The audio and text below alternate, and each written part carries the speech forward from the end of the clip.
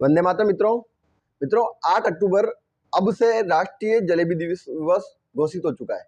ये मैं नहीं कर रहा, अपितु कांग्रेस के लोगों ने सोशल मीडिया पर प्रचारित करके घोषित पहले ही कर दिया था।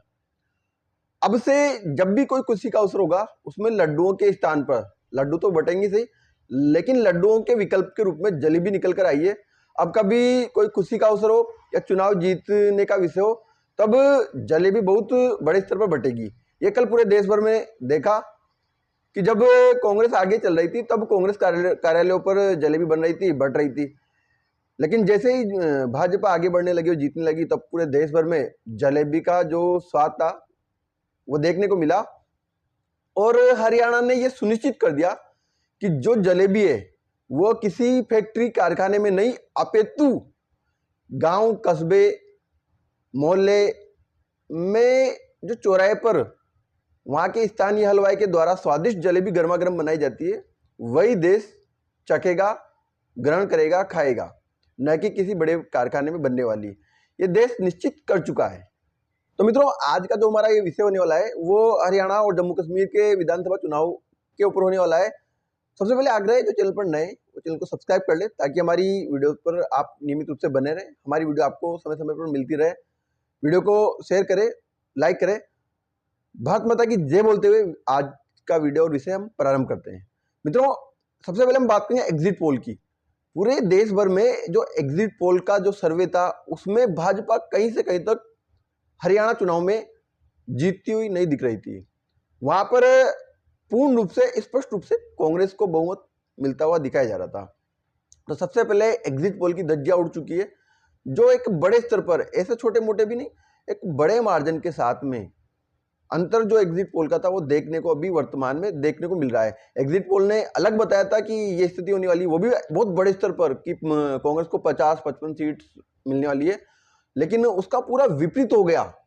कुछ 2-4 सीटों का अंतर होता तो हम मान लेते, लेकिन एक बड़े स्तर पर भाजपा को सीटें वहां पर मिली है, ये हमें देखने को मिला है। चुनाव को लेकर जब कांग्रेस की सभाएं होती है तो कांग्रेस के द्वारा सबसे पहले अगर चुनाव में जीतने के लिए कोई हथकंडा अपनाया जाता है तो वो हिंदुओं को जातियों में तोड़ने का हो। एसटी, एससी, ओबीसी, पिछड़ा, अति पिछड़ा, इन सब विषयों को लेकर कांग्रेस के नेता अलग अलग स्टेटमेंट, बयानबाजी किया करते थे।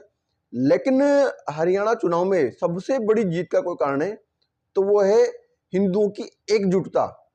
हिंदुओं ने ST, SC, OBC, Jat, Rajput, पिछड़ा, अति पिछड़ा, इन सब चीजों को भुलाकर, इन सब चीजों को दरकिनार करते हुए एकजुटता का संदेश देते हुए मतदान किया। और उसका परिणाम हम सबके सामने है कि एक बड़े स्तर पर भाजपा को सीटें मिली, भाजपा जीतने में कामयाब वहां पर हुई। एकजुट क्यों हुए? तो हमें योगी जी का स्टेटमेंट ध्यान है कि एक रहे नेक रहे, बटेंगे तो कटेंगे। ये जो स्टेटमेंट था ये बहुत बड़ा स्टेटमेंट था और निश्चित रूप से हिंदुओं के अंदर एक बड़ा संदेश योगी जी के इस स्टेटमेंट का गया और हिंदू एकजुट हुए और एकजुट होकर जो मतदान किया उसका परिणाम आज हम सबके सामने है। योगी जी की रैलियां और सभाएं जो थी बहुत ही सक्रिय और पूर्ण एकजुटता के साथ में मतदान का जो संदेश योगी जी का था, हर रैली हर सभा में हिंदुओं की एकजुटता के लिए मजबूती के साथ में योगी जी के प्रत्येक स्टेटमेंट रहे हैं। वो चाहे वक्फ बोर्ड को जमीन वाले विषय को लेकर योगी जी का कड़ा संदेश हो, या फिर राम मंदिर पर दिए गए कांग्रेस का विवादित बयान हो, इन सब चीजों को लेकर योगी जी ने बहुत मजबूती के साथ में वहां पर अपना स्टेटमेंट जनता के मध्य में रखा और जनता जागरूक होकर, एकजुट होकर और अपने जो हिंदुत्व के एकजुटता का संदेश था उसको देने का मतदान के माध्यम से प्रयोग किया है। मोदी जी की लोकप्रियता भी इसमें देखने को मिली। मोदी जी का जो विश्वास जनता के बीच में वो हमें देखने को मिला है। अब आप कहेंगे मोदी जी का विश्वास अगर होता तो मोदी जी ने लोकसभा चुनाव में अब की बार 400 पार का नारा दिया था। बिल्कुल, मोदी जी की लोकप्रियता पूरे देश भर के अंदर जनता के मध्य में बहुत मजबूती से है, लेकिन लोकसभा में सीटें कमाई उसका सबसे बड़ा कारण भी अब की बार 400 पार का नारा ही था।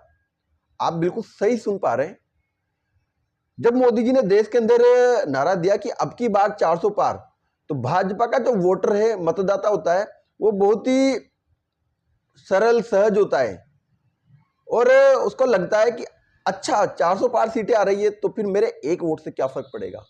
तो ऐसे मेरे एक वोट से क्या फर्क पड़ेगा, या मैं अकेला मतदान नहीं करूंगा, इससे क्या फर्क पड़ेगा, 400 पार तो आ रही है, 400 सीटें आ रही है, कोई बात नहीं, 400 नहीं 10-20 कम आ जाएगी। तो ऐसा जब भाजपा के मतदाताओं के बीच में विचार चला, तो भाजपा का एक बड़ा मतदाता, बड़ा ग्रुप निष्क्रिय रहा, मतदान से दूर रहा, जिसका ही कारण रहा कि लोकसभा चुनाव में भाजपा को एक बड़े स्तर पर सीटें कम मिली। उसी का परिणाम था कि हरियाणा में भी 10 में से 5 सीटें भाजपा को मिली, 5 कांग्रेस को मिली। और हो सकता है कहीं एक बड़े स्तर पर जो एग्जिट पोल का परिणाम हमें देखने को मिल रहा था कि एग्जिट पोल एक तरफा कांग्रेस को जीत दिखा रहे थे, तो हो सकता है लोकसभा चुनाव का भी कुछ उन्होंने आकलन किया हो कि अभी कुछ दिन पूर्व भी तो लोकसभा चुनाव में यह स्थिति बनी है, हो सकता है निश्चित रूप से विधानसभा चुनाव में भी यही स्थिति देखने को पुनः मिलेगी। तो हम ये कह सकते हैं कि जिस 400 पार के नारे के कारण से लोकसभा चुनाव में जो भाजपा के समर्थक मतदाता थे वो निष्क्रिय रहे, उन्होंने इस बार विधानसभा चुनाव के समय पर गंभीरता से देखते हुए पूरी अपनी सक्रियता जो थी, अपने मताधिकार का प्रयोग था, वो पूरी निष्ठा के साथ में 100% मतदान किया। और हम ये कह सकते हैं कि जो लोकसभा चुनाव का 400 पार का नारा था, लेकिन उस 400 पार के नारे के कारण से भाजपा का जो समर्पित मतदाता था वो मतदान से दूर रहा और सीटें कम आई। उसी कारण से उसी विषय को गंभीरता से ध्यान में रखते हुए, उसे समझते हुए और इस बार विधानसभा चुनाव में बिना किसी प्रकार की भूल किए हुए अपनी सक्रियता से मतदान किया और एक तरफा ऐतिहासिक जीत, जिसकी कल्पना स्वयं भाजपा के कार्यकर्ताओं ने नहीं की होगी, वो दिलाने में महत्वपूर्ण भूमिका उन निष्क्रिय कार्यकर्ताओं ने की। इसलिए हम कह सकते हैं कि जो हरियाणा विधानसभा चुनाव में एक तरफा जीत, ऐतिहासिक जीत मिली है, वह लोकसभा चुनाव के अब की बार 400 पार के नारे के कारण भी मिली है। और एग्जिट पोल ने जो पहले ही वाहवाही कर दी थी और कांग्रेस सरकार आती हुई जब दिखाई दे रही थी, तो जो कांग्रेस की पूर्ववर्ती सरकार थी, उनके जो भ्रष्टाचार, उनके जो रोजगार में, नौकरियों में जो भ्रष्टाचार बड़े स्तर पर होते थे, उन भ्रष्टाचारों को भाजपा ने जमीनी स्तर पर जनता को याद दिलाने का कार्य किया और निश्चित रूप से जनता को वो जब विषय ध्यान में आया तो उनको समझ में आ गई कि अगर कांग्रेस की जो पुरानी सरकार है उसे वापस लेकर आए तो पूरे प्रदेश में भ्रष्टाचार, नौकरियों में घपला, घोटाला ये देखने को मिलेगा। और कहीं तो कुछ स्टेटमेंट चुनाव के समय पर ही निकल कर आए थे कि जितने वोट उतनी नौकरियां, ऐसा कांग्रेस के नेताओं ने दावा करना, अपने स्टेटमेंट में कहना प्रारंभ कर दिया था, जिससे जनता जागरूक हुई और अलर्ट होकर उन्होंने कांग्रेस को सत्ता से दूर रखने का भी कार्य हरियाणा में किया। एक बहुत बड़ा कारण यह भी रहा कि कांग्रेस का जो प्रदेश नेतृत्व, प्रदेश के जो बड़े नेता थे, उनके बीच में मनमुटाव, आपसी वाद विवाद देखने को मिला। सत्ता में कौन ज्यादा प्रभावी होगा, सरकार में आगे कौन सीएम बनेगा, ये चीजें इन्होंने चुनाव से पहले ही ग्रुपबाजी करना प्रारंभ कर दिया था। जो हुड्डा जी थे और जो कुमारी सैलजा थी, उनमें वाद विवाद, उनके कार्यकर्ताओं में वाद विवाद और संघर्ष चुनाव के बीच में ही, चुनाव के समय पर ही प्रारंभ हो गया था, जिसका कारण रहा कि कांग्रेस ग्रुपबाजी में बटी रही और जनता को मजबूती से जोड़ नहीं पाई। और उनकी जो ग्रुपबाजी है उसका एक बड़ा फायदा भी भाजपा को उस समय पर मिला। हरियाणा चुनाव में एक जो बहुत बड़ा उदाहरण देखने को मिला है वह है कि जिस जिस क्षेत्रों पर किसान आंदोलनों के समय पर सीमाओं को सील किया गया था, बड़े स्तर पर धरना प्रदर्शन हुआ था, तो उन सभी क्षेत्रों में वहां की जनता बहुत बड़े स्तर पर पीड़ित और प्रताड़ित हुई थी। उन सभी क्षेत्रों में भाजपा को एक तरफा जीत मिली है। कुछ एक आध सीट हो सकती है जहां पर भाजपा नहीं जीती है, लेकिन बड़े स्तर पर उन सभी क्षेत्रों में जहां पर किसान आंदोलन का पड़ाव डाला गया था, किसान आंदोलन सक्रिय था, सीमाएं सील थी, सीमाओं पर संघर्ष जो हुआ था, उन सभी क्षेत्रों में भाजपा एक तरफा जीती है। तो इससे भी हमें देखने को मिलेगा कि वहाँ की जनता और जो वास्तविक किसान, सभी किसान थे, उन्होंने एकजुटता के साथ में उनकी जो उस समय की पीड़ा रही होगी वो उन्होंने समझी कि अगर कांग्रेस जीतती है तो इस प्रकार के प्रोटेस्ट, इस प्रकार की सीमाएं सील, इस प्रकार के धरना प्रदर्शन नियमित रूप से बने रहेंगे, जिससे वहाँ के जो आम जन है, उनके जो जनजीवन है, उनकी जो दिनचर्या है, वो बहुत बड़े स्तर पर प्रभावित होगी, समस्याएं उनको बड़े स्तर पर देखने को मिलेगी। तो उन्होंने इन सब चीजों को भी ध्यान में रख हरियाणा में भाजपा की जीत का एक सबसे बड़ा जो माध्यम बना वो राष्ट्रीय स्वयंसेवक संघ आरएसएस बना। सोशल मीडिया पर सभी स्थानों पर इस चुनाव को लेकर एक प्रतिक्रिया दी जा रही है, जिसमें कुछ लोग कह रहे हैं कि 16,000 बैठ के सभाएं, मीटिंग्स अलग अलग स्थानों पर 16,000 स्थानों पर आरएसएस द्वारा की गई, जो एक जमीनी स्तर पर वैचारिक दृष्टिकोण को ध्यान में रखते हुए और इस चुनाव को बड़े स्तर पर इन मीटिंग्स ने, इन बैठकों ने प्रभावित किया।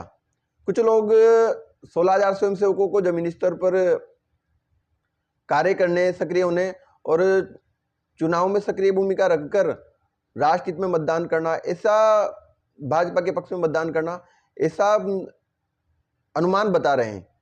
अब दोनों चीजें चल रही है कि 16,000 स्वयंसेवकों ने जमीनी स्तर पर भाजपा को पक्ष में वातावरण तैयार करने, भाजपा के पक्ष में सब चीजें तैयार करने, मतदान हो भाजपा के पक्ष में, वैचारिक रूप से लोगों के बीच में विचार को स्थापित करने का कार्य हो।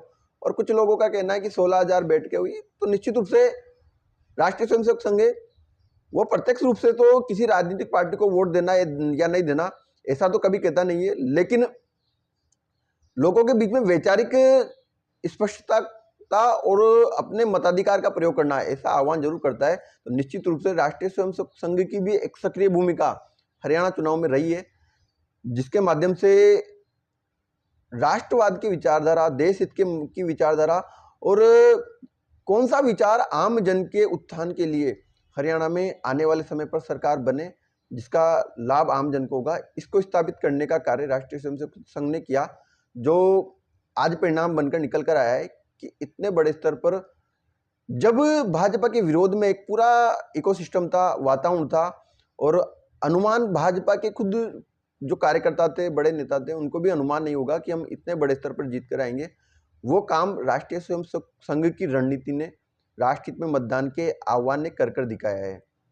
निश्चित रूप से राष्ट्रीय स्वयंसेवक संघ के कार्यकर्ता मौन तपस्वी जैसे हैं, जो चुपचाप आते हैं और अपने विचार को मतदाताओं को जागृत करके चुपचाप चले जाते हैं और परिणाम बदलकर चले जाते हैं, ऐसा हमें देखने को मिलता है। और निश्चित रूप से संघ की भी एक महत्वपूर्ण भूमिका इस पूरे परिणाम में, इस पूरे चुनाव को जीतने में देखने को मिल रही है।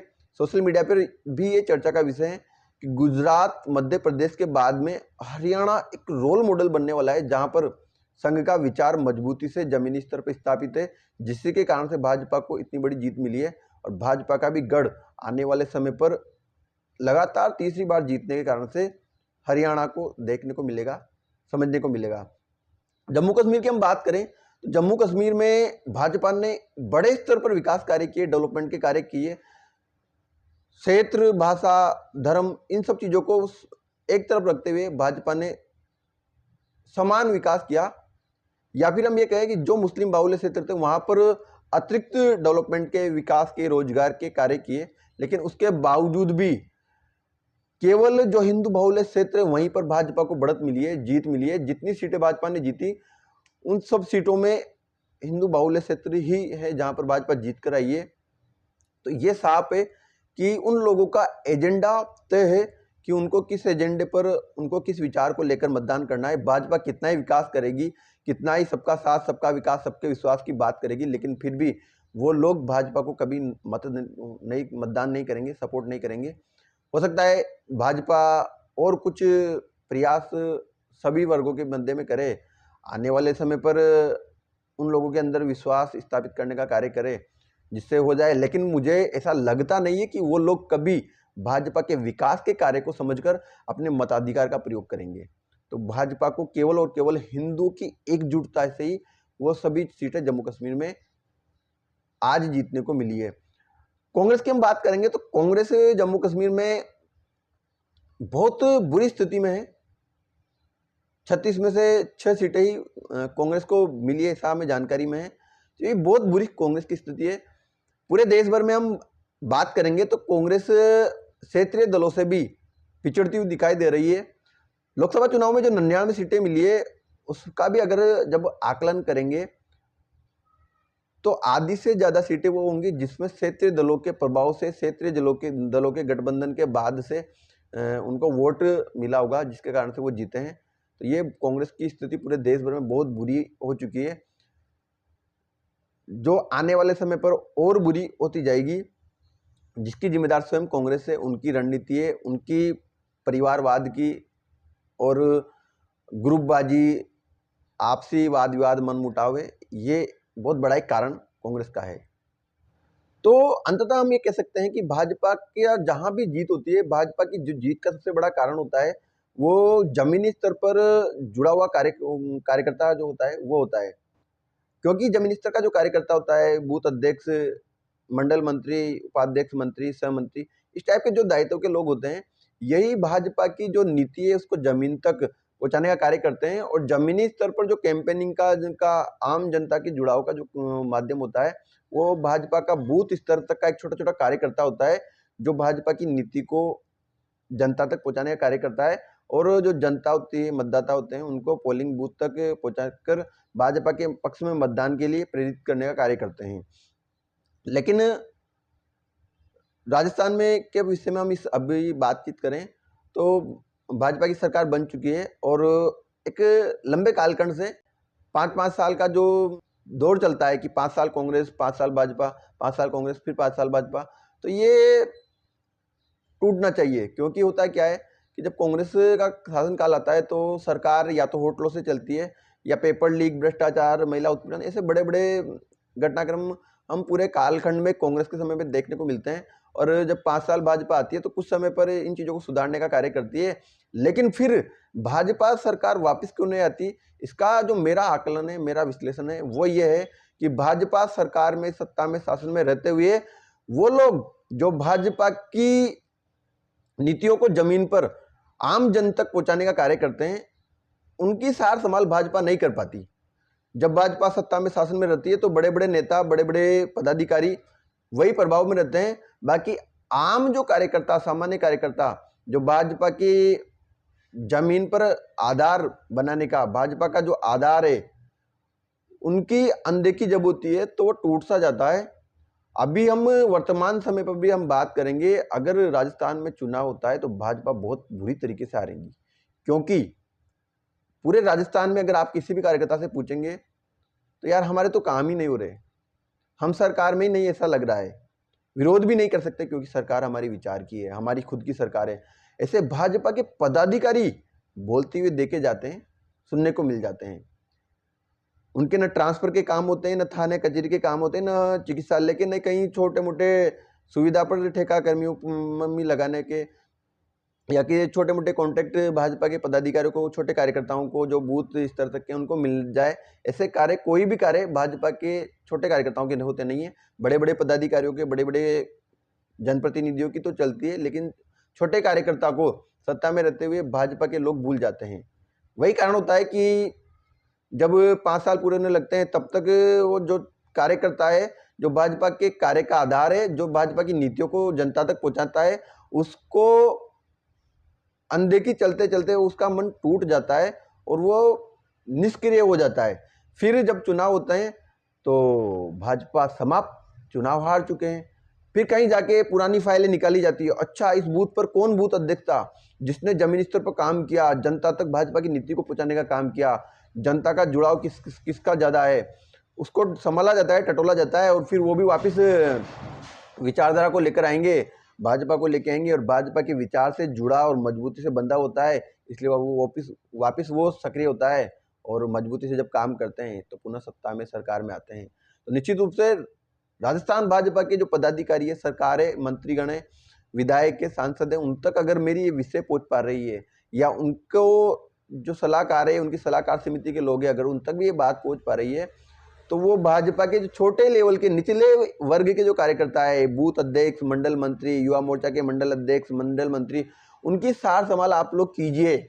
उनके जो काम है, उनको काम को प्रभावी ढंग से गंभीरता से लेते हुए करवाइए, क्योंकि वही लोग आपका आधार है, आपकी धरातल है। बड़े नेता, पार्टी के बड़े पदाधिकारी और जनता के बीच में जो कड़ी का काम है, वो लोग छोटे कार्यकर्ता कर रहे हैं। उनकी सार संभाल कीजिए, तो निश्चित रूप से राजस्थान में भी भाजपा सरकार रिपीट होगी। भाजपा को कोई हराने वाला नहीं होगा, ये निश्चित रूप से आने वाले समय पर ऐसा होगा। अभी की स्थिति भाजपा की राजस्थान में बहुत बुरी है, बिल्कुल गंभीरता से और सीधे शब्दों में कह रहा हूँ। अगर कोई भाजपा कार्यकर्ता सुन भी रहा होगा तो वो मेरी इस बात से सहमत होगा कि सरकार हमारी है, फिर भी हम ही प्रताड़ित हैं। ये बिल्कुल भी झूठ नहीं है। तो मित्रों, हरियाणा विधानसभा चुनाव, जम्मू कश्मीर चुनाव और राजस्थान की वर्तमान परिदृश्य में भाजपा की क्या स्थिति है, और भाजपा को अगर रिपीट होना है तो भाजपा को अपने जो छोटे कार्यकर्ता है, निचले स्तर के कार्यकर्ता है, बूथ स्तर तक के कार्यकर्ता है, जो बूथ को मजबूती प्रदान करते हैं, उनकी सार संभाल करेगी तो भाजपा राजस्थान में भी रिपीट होगी, भाजपा की सरकार पुनः बनेगी। ये सब चीज़ों को लेकर आज का ये हमारा वीडियो है। उम्मीद है आप सबको ये जानकारी अच्छी लगी होगी। आप इस पूरे विषय को अपने मित्रों तक, अपने परिचितों तक पहुंचाना चाहते हैं, या राजस्थान में भाजपा के बड़े पदाधिकारियों तक पहुंचाना चाहते हैं, तो उन तक ये वीडियो शेयर करें, ताकि राजस्थान में भाजपा के छोटे कार्यकर्ताओं की, निचले स्तर तक के कार्यकर्ताओं की सार संभाल होना प्रारंभ होगी। जो चैनल पर नए हैं उनसे आग्रह है चैनल को सब्सक्राइब करें, ताकि हमारी वीडियो आपको नियमित रूप से मिलती रहे, और इस वीडियो को अधिक से अधिक शेयर करें, लाइक करें। वंदे मातरम, भारत माता की जय।